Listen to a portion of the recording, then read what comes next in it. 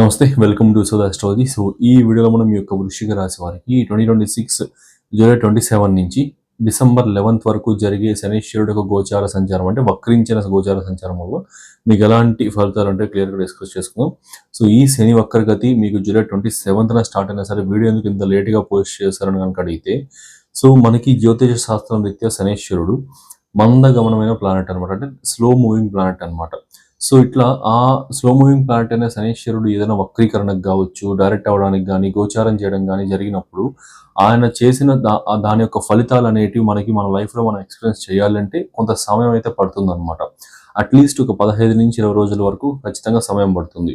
So ఎగ్జాక్ట్గా మీరు ఈ వీడియో చూసే టైం పీరియడ్కి ఆ ఫలితాలు కావచ్చు, ఆ యొక్క ఇంపాక్ట్ కావచ్చు మీ లైఫ్లో స్టార్ట్ అయి ఉంటుంది.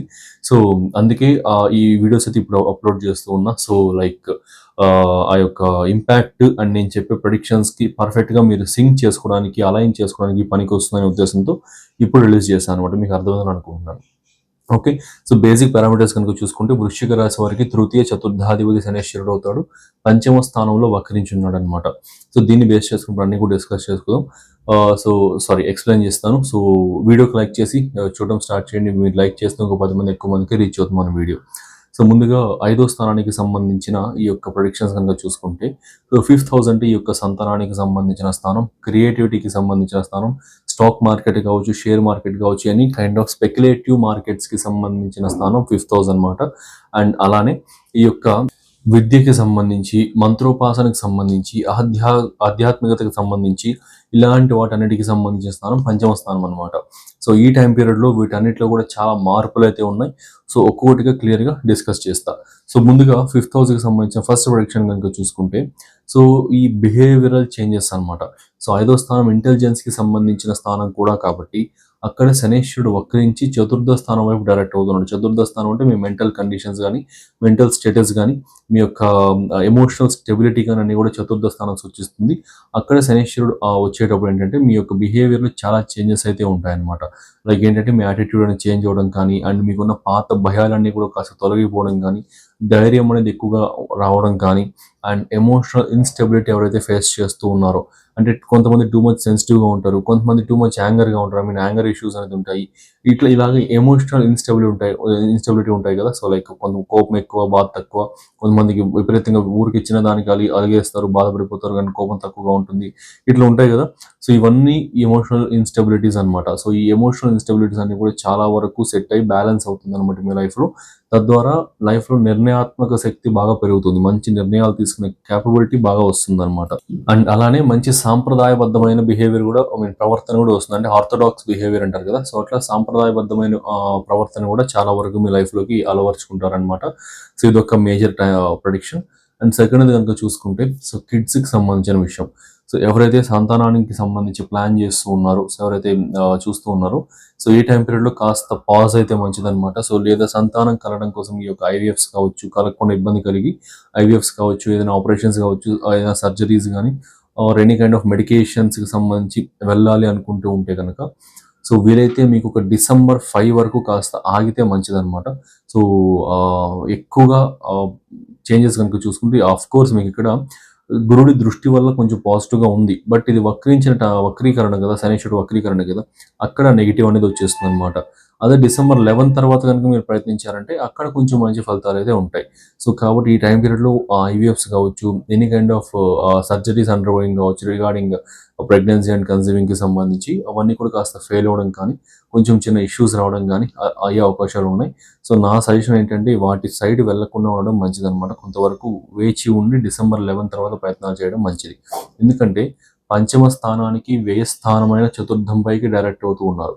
పంచమ స్థానం సంతాన స్థానం, చతుర్థ స్థానం సంతానాన్ని విహీనం చేసే స్థానం అనమాట.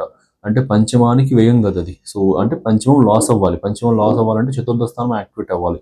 అక్కడ శనీశ్వరుడు డైరెక్ట్ అవుతూ ఉన్నాడు, రెట్రోగ్రేడ్ అక్కడికి వస్తూ ఉన్నాడు, అండ్ చతుర్థాధిపతి కూడా అవుతూ ఉన్నాడు. సో అంత మంచిదైతే కాదనమాట ఈ టైం పీరియడ్ అయితే. December 11 తర్వాత ప్రయత్నాలు చేయండి.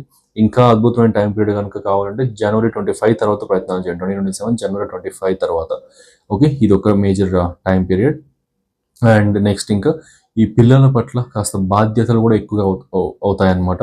లైక్ వారి స్కూల్ ఫీజెస్ కావచ్చు, కాలేజ్ అడ్మిషన్స్ కావచ్చు, అండ్ ఇంక ఏదైనా వేరే వేరే ఆస్పెక్ట్స్ ఆఫ్ లైఫ్లో వారిపైన మీకు బాధ్యతలు కూడా చాలా ఎక్కువ అయిపోవడం కానీ ఇలాంటి సిచ్యువేషన్స్ కూడా ఎక్కువ క్రియేట్ అవుతాయి అనమాట ఆల్రెడీ పిల్లలు ఉన్న వారికి అయితే కనుక. అండ్ నెక్స్ట్ ఇంకా చూసుకుంటే కనుక పంచమ స్థానం లవ్ రిలేషన్షిప్స్కి సంబంధించి కూడా సూచిస్తుంది అనమాట. సో ఇక్కడ ఈ యొక్క లవ్ రిలేషన్షిప్స్కి సంబంధించి కూడా పంచమ స్థానం సూచించేటప్పుడు ఆ శనైశ్వరుడు వక్రించినప్పుడు చతుర్థ స్థానం పైకి వచ్చేటప్పుడు ఒక ఎక్కువ పొజెసివ్నెస్ అనేది క్రియేట్ అయిపోతుంది అండ్ అబ్సెషన్స్ అనేవి ఇలాంటివన్నీ కూడా ఎక్కువ క్రియేట్ అయిపోతాయి.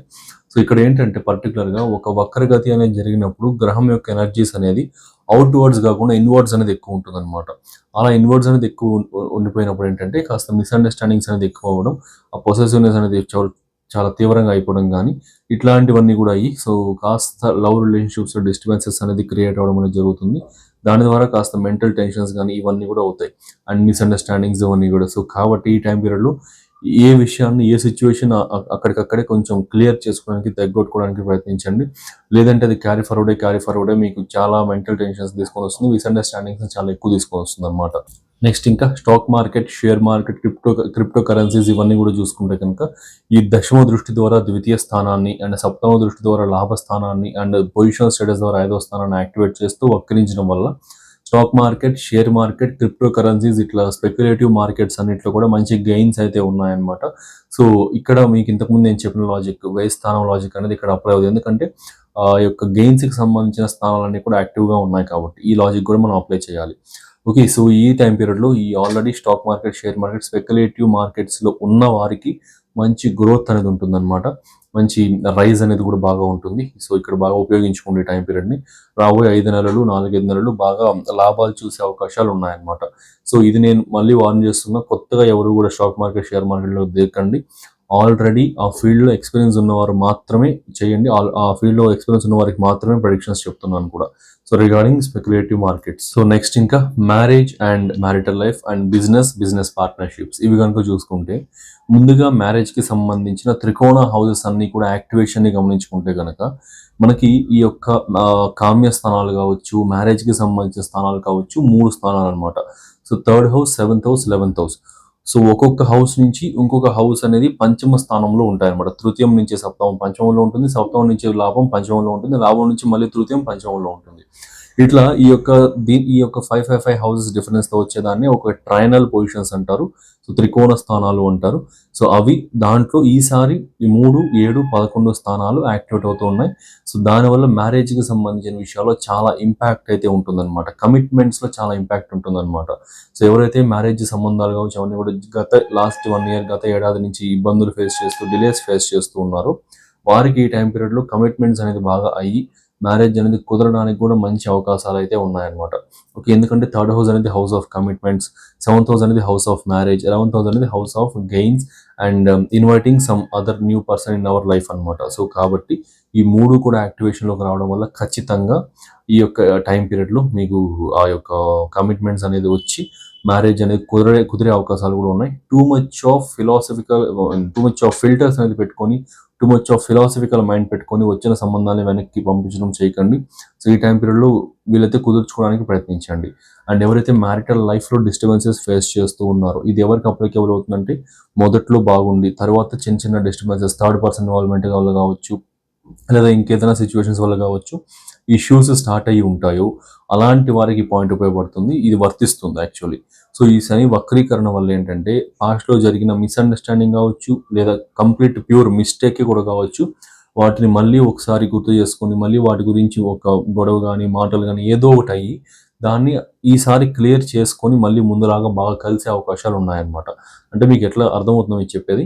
సో సింపుల్గా ఏంటంటే ఒకవేళ ఏదైనా పాస్ట్లో ఏదైనా మిస్టేక్ చేశారు, వైఫ్ ఆర్ హస్బెండ్ ఏదైనా మిస్టేక్ చేశారు, దానివల్ల మ్యారిటల్ లైఫ్లో గ్యాప్ వచ్చింది. ఈ టైం పీరియడ్ డిసెంబర్ 11 లోపల మళ్ళీ ఆ విషయం గురించి ఎత్తి ఎవరో ఒకరు ఏదర్ సైడ్ నుంచి ఆ విషయం గురించి ఎత్తి దాని గురించి గొడవ పడి దాన్ని ఈసారి కాస్త క్లియర్ చేసుకొని మళ్ళీ ముందులా కలిసి ఉండే అవకాశాలు ఉన్నాయి. ఓకే, ఒక పెద్ద ఇంపాక్ట్ క్రియేట్ అయ్యి ఉన్న ప్రాబ్లం క్లియర్ అవుతుంది సింపుల్గా చెప్పాలంటే. ఓకే, ఇది ఒకటి మేజర్ పాయింట్ అనమాట.